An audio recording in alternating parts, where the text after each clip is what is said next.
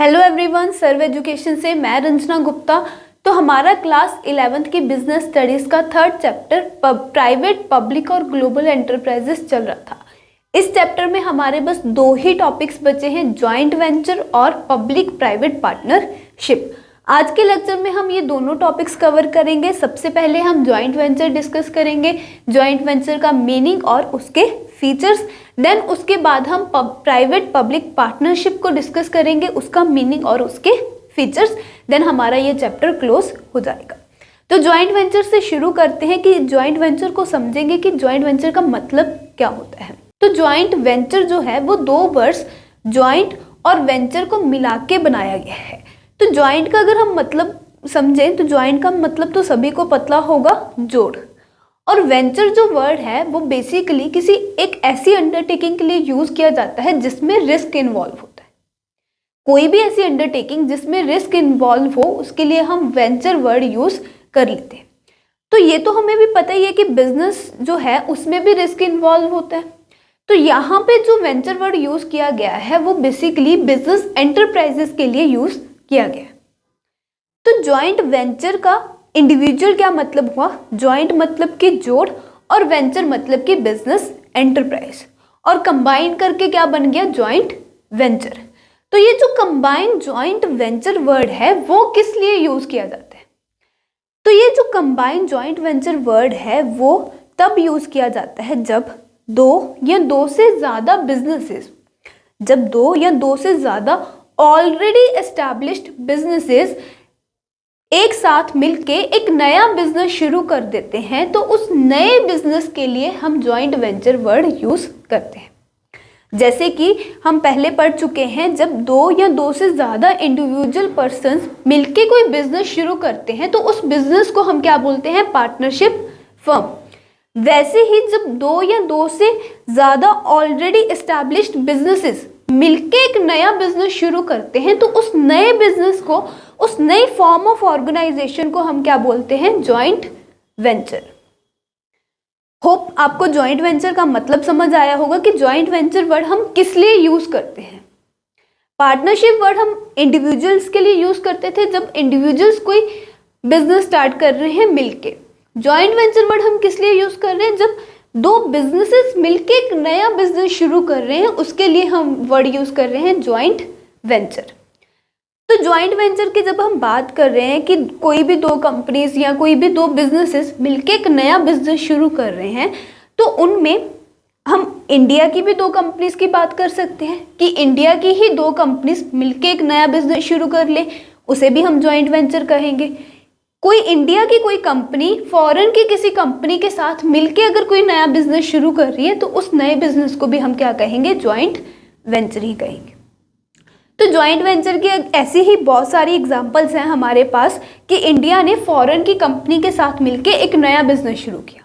जैसे कि hero Honda, hero जो ग्रुप है वो इंडिया की कंपनी थी और होंडा मोटर्स जापान की एक कंपनी है।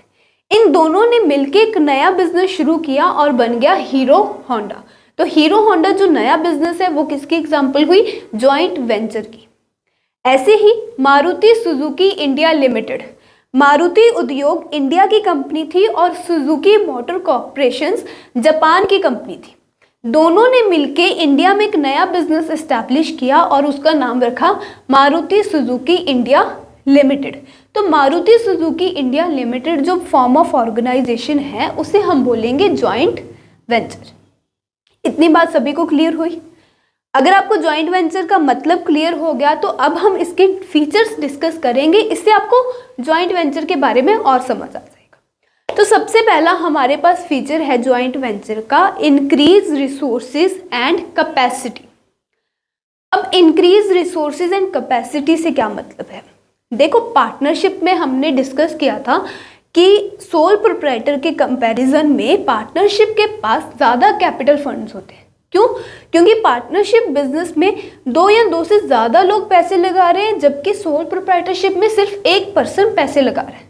तो पार्टनरशिप फर्म में हमारे पास ज़्यादा कैपिटल रिसोर्सेज होते हैं as comparison to sole proprietorship. तो जॉइंट वेंचर की जब हम बात कर रहे हैं तो जॉइंट वेंचर में भी तो यही हो रहा है, दो इंडिविजुअल बिजनेसेस एक साथ आके नया बिजनेस फॉर्म कर रहे हैं।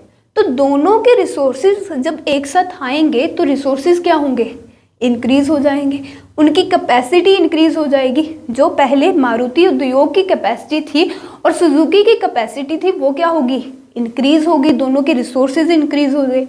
तो ये हमारा पहला फीचर था कि जब दो बिजनेसेस कंबाइन होके एक नया बिजनेस शुरू करेंगे तो उससे क्या होगा, हमारे रिसोर्सेज और कैपेसिटी इंक्रीज हो जाएगी। नेक्स्ट पॉइंट है access to new market and distribution networks. देखो जब आप ज्वाइंट वेंचर शुरू करोगे तो उससे क्या होगा, आपको न्यू मार्केट में असेस मिलेगा। अब इसका क्या मतलब है कि सुजुकी जो जापान की कंपनी थी, पहले वो अपने प्रोडक्ट्स कहाँ पे सेल कर रहे थे, सिर्फ जापान में। जब उन्होंने इंडिया के साथ ज्वाइंट वेंचर में एक बिजनेस शुरू किया तो उन्हें इंडिया की मार्केट में भी असेस मिल गया अपने प्रोडक्ट्स को सेल करने के लिए। तो ज्वाइंट वेंचर शुरू करने से क्या होगा, हमें नए मार्केट्स में असेस मिलेगा प्रोडक्ट्स सेल करने के, जो हमारे पास पहले नहीं था। नेक्स्ट पॉइंट है असेस टू टेक्नोलॉजी। अब देखो जापान अपनी टेक्नोलॉजी यूज करके ऑटोमोबाइल्स मैन्युफैक्चर कर रहा था और मारुति उद्योग के पास अपनी टेक्नोलॉजी थी। जब दोनों ने जॉइंट वेंचर बनाया, एक नया बिजनेस शुरू किया साथ मिलके, तो उससे क्या हुआ, जापान की टेक्नोलॉजी इंडिया में आई। तो जब हम जॉइंट वेंचर शुरू करते हैं तो हमें नई टेक्नोलॉजी इजीली अवेलेबल हो जाती है, इजीली हम नई टेक्नोलॉजी को असेस कर पाते हैं। नेक्स्ट पॉइंट है इनोवेशन। देखो इंडिया के अपने आइडियाज़ थे, अपनी टेक्निक्स थी प्रोडक्ट्स को मैन्युफैक्चर करने के, जापान के पास अपनी टेक्निक्स थी, अपने आइडियाज़ थे प्रोडक्ट्स मैन्युफैक्चर करने के। जब दोनों के आइडियाज़ मिलेंगे तो उससे क्या होगा, new products, new technology innovate हो सकती है। तो ज्वाइंट वेंचर फॉर्म करने से इनोवेशन होने के भी चांसेस होते हैं कि नए नए प्रोडक्ट्स, नए नए टेक्निक्स फॉर्म हो सकती हैं। नेक्स्ट पॉइंट है लो कॉस्ट ऑफ प्रोडक्शन। देखो जब आप किसी डेवलपिंग कंट्री के साथ जॉइंट वेंचर में नया बिजनेस शुरू करते हो तो उससे क्या होगा, जो डेवलपिंग कंट्री है वहाँ पे जो रॉ मटेरियल्स हैं, लेबर है, वो हमें इजीली लो रेट पे अवेलेबल हो जाती है। तो जो डेवलपिंग कंट्री के साथ जॉइंट वेंचर करने से क्या होगा, सारा कुछ हमें लो रेट्स पे अवेलेबल हो जाएगा और उससे क्या होगा, हमारी जो कॉस्ट ऑफ प्रोडक्शन है वो भी कम हो जाएगी। जब कॉस्ट ऑफ प्रोडक्शन कम हो जाएगी तो हमारा प्रॉफिट मार्जिन क्या हो जाएगा, इंक्रीज हो जाएगा। तो जॉइंट वेंचर करने के हमें ये भी फ़ायदे हैं कि अगर हम किसी डेवलपिंग कंट्री के साथ जॉइंट वेंचर में बिजनेस स्टार्ट कर रहे हैं तो हमें जो रॉ मटेरियल्स चाहिए, लेबर चाहिए प्रोडक्ट्स को मैन्युफैक्चर करने के लिए, वो हमें कम रेट पे मिल जाती है। तो उस कम रेट पे जब हमें सारी चीज़ें अवेलेबल हो जाएंगी तो उससे क्या होगा, हमारी जो प्रोडक्शन कॉस्ट है वो कम हो जाएगी और हमारा प्रॉफिट मार्जिन इंक्रीज हो जाएगा।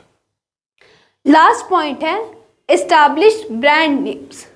अब इसका क्या मतलब है, जब आप किसी ऑलरेडी एस्टैब्लिश्ड ब्रांड के साथ जॉइंट वेंचर में बिजनेस स्टार्ट कर रहे हो तो उससे क्या होगा, आपको अपना ब्रांड नेम इस्टेब्लिश करने में ज़्यादा पैसे खर्च करने की ज़रूरत नहीं है और ज़्यादा मेहनत करने की भी ज़रूरत नहीं है, क्योंकि जो उस ब्रांड की गुडविल होगी उसका बेनिफिट आपको भी होगा।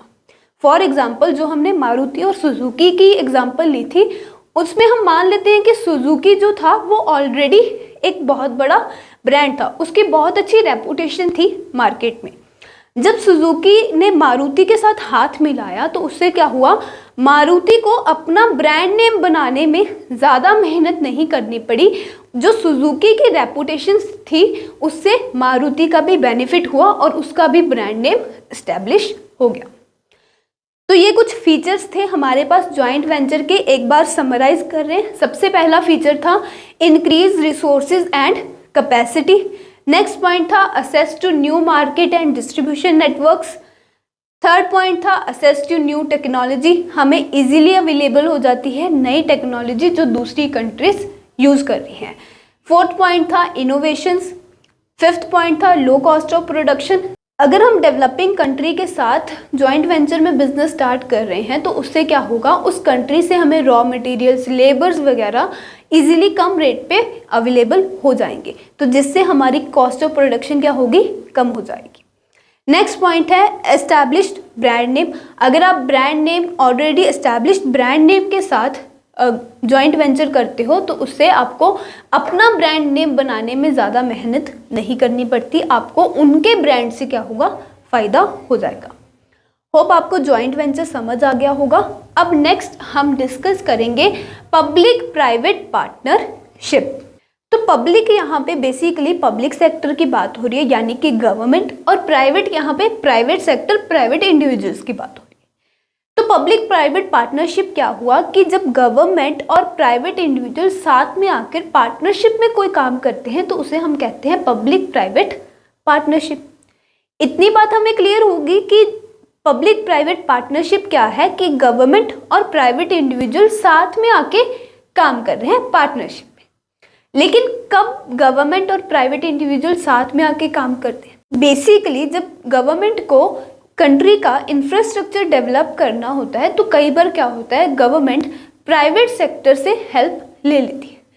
तो जब प्राइवेट सेक्टर गवर्नमेंट की किसी भी तरह की हेल्प कर रहा है इंफ्रास्ट्रक्चर डेवलप करने में, चाहे वो हेल्प फाइनेंशियल है, चाहे वो मैनेजरियल हेल्प है, चाहे वो कंस्ट्रक्शन में हेल्प है, किसी भी तरह की हेल्प जब प्राइवेट सेक्टर गवर्नमेंट को प्रोवाइड कर रहा है इंफ्रास्ट्रक्चर डेवलप करने में, पब्लिक सर्विसेज प्रोवाइड करने में, तो उसे हम कहेंगे पब्लिक प्राइवेट पार्टनरशिप।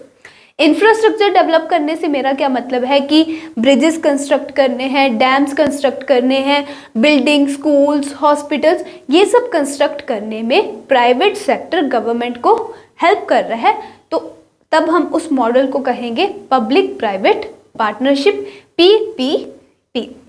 इतनी बात क्लियर हुई कि पब्लिक प्राइवेट पार्टनरशिप में क्या हो रहा है, गवर्नमेंट और प्राइवेट इंडिविजुअल्स साथ में आके काम कर रहे हैं। तो अब इसके फीचर्स डिस्कस कर लेते हैं कि पब्लिक प्राइवेट पार्टनरशिप में होता क्या है। तो सबसे पहला हमारे पास फीचर क्या है, contract between public sector and private sector. देखो पार्टनरशिप में हमने एक बात डिस्कस की थी कि पार्टनरशिप में जब दो लोग साथ में आके बिजनेस शुरू करते हैं तो वो आपस में एग्रीमेंट करते हैं। तो यहाँ पे पब्लिक प्राइवेट पार्टनरशिप में क्या हो रहा है, गवर्नमेंट और प्राइवेट इंडिविजुअल साथ में आके काम कर रहे हैं।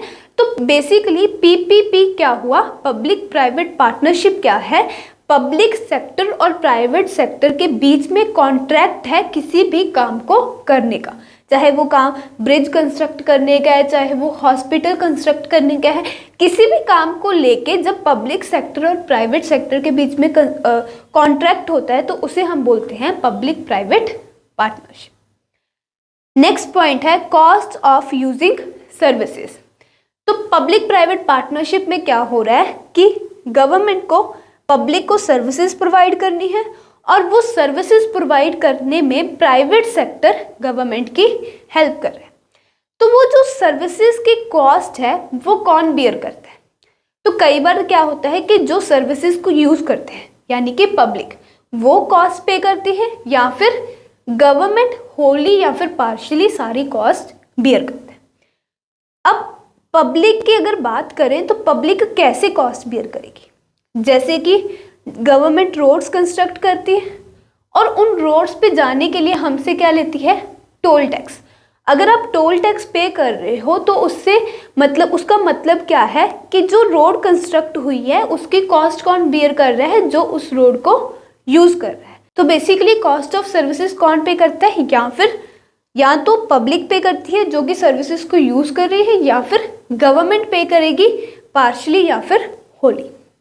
तो थर्ड फीचर है हमारा प्रोविजन ऑफ कैपिटल सब्सिडी। कई बार गवर्नमेंट्स प्राइवेट सेक्टर को अपने प्रोजेक्ट्स में इन्वेस्ट करने के लिए इनकरेज करने के लिए क्या करती है, सब्सिडीज प्रोवाइड कर देती है ताकि प्राइवेट सेक्टर्स इनकरेज होकर गवर्नमेंट प्रोजेक्ट्स में इन्वेस्ट करते।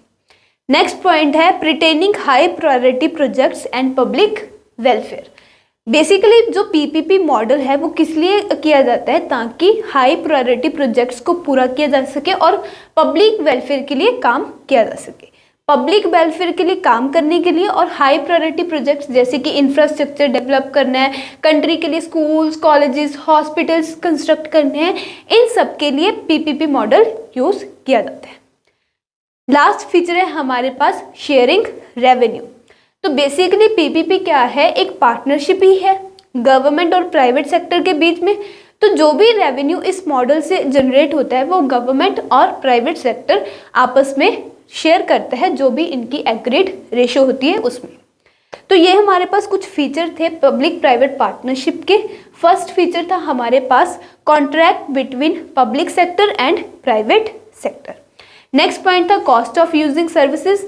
जो सर्विसेज पब्लिक सेक्टर और प्राइवेट सेक्टर मिलकर प्रोवाइड कर रहे हैं उसकी जो कॉस्ट है, या तो पब्लिक जो कि यूजर है उन सर्विसेज की वो पे करती है या फिर गवर्नमेंट पे करती है पार्शली और होली। नेक्स्ट पॉइंट है providing capital subsidies. Government basically इन प्रोजेक्ट्स के लिए प्राइवेट सेक्टर को सब्सिडीज भी प्रोवाइड कर देती है। नेक्स्ट पॉइंट है pertaining high priority projects and public welfare. PPP model high priority projects को पूरा करने के लिए और पब्लिक वेलफेयर के लिए काम करने के लिए किया जाता है। और लास्ट पॉइंट है जो भी रेवेन्यू पीपीपी मॉडल से हम जनरेट करते हैं वो गवर्नमेंट और प्राइवेट सेक्टर आपस में शेयर कर लेते हैं। तो होप आपको ज्वाइंट वेंचर और पीपीपी पब्लिक प्राइवेट पार्टनरशिप समझ आया होगा।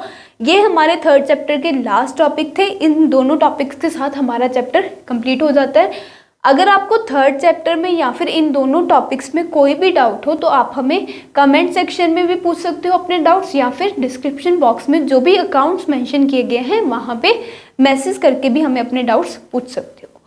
Thank you so much and stay tuned for next video.